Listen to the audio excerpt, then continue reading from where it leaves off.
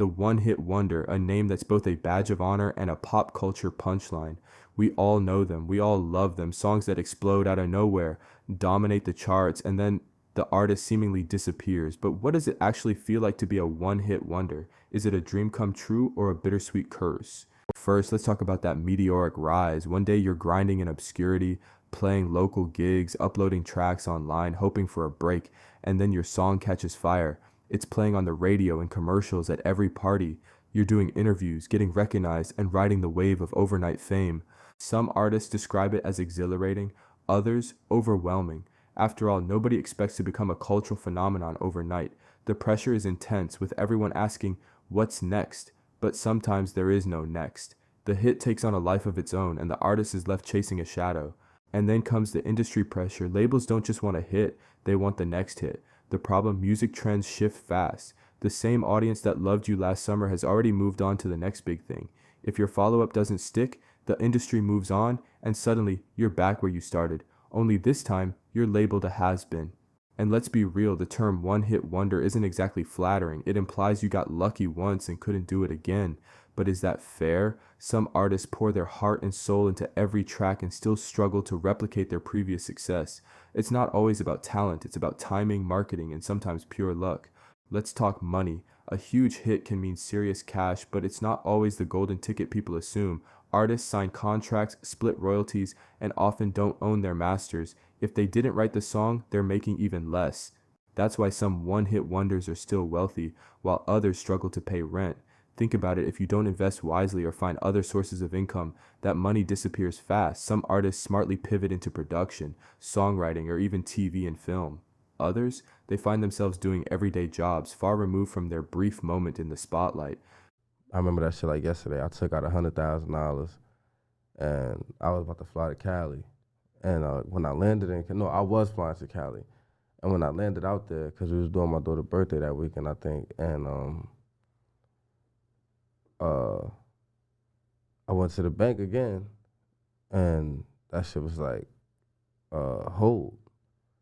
And I'm like, what the fuck? Like, what the fuck do that mean? Like, so you try to take money out and they're like, oh no, there's a hold on it. Yeah, and then I went to call to my other account, like, yo, can you send me this? He's like, yo, bro, I gotta talk to you. And I'm like, what you talking about? And yeah, so I think for 6 months, I was broke, bro. Damn, they had your whole account on freeze. Yeah. It wasn't like no taxes shit or nothing Nah. like that. Damn. So you just, and by the way, this happens to a lot of entertainment. You don't know, sometimes you might get in it, you're probably paying so much fucking bills. You don't know exactly what your name is on, what you owe. I was doing $150,000 a month in bills. But that's the dumbest shit I was doing. Matter of fact, if I had to, it was jewelry and apartments. I had a lot of fucking apartments. Why?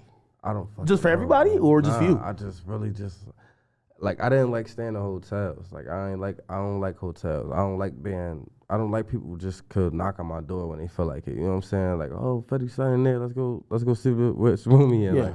I ain't like that shit. So Was you had like 5 apartments or something like that? yeah, I have maybe 4 apartments in Jersey. I had 2 apartments in Miami, a couple apartments in LA.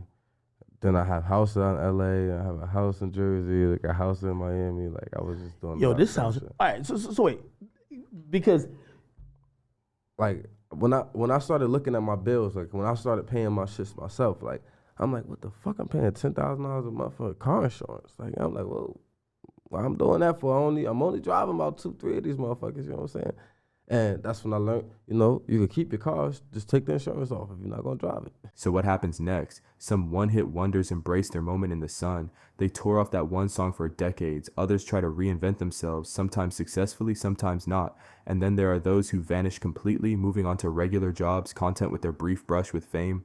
The internet has changed the game, though. Songs that were hits decades ago can randomly go viral again thanks to TikTok or memes.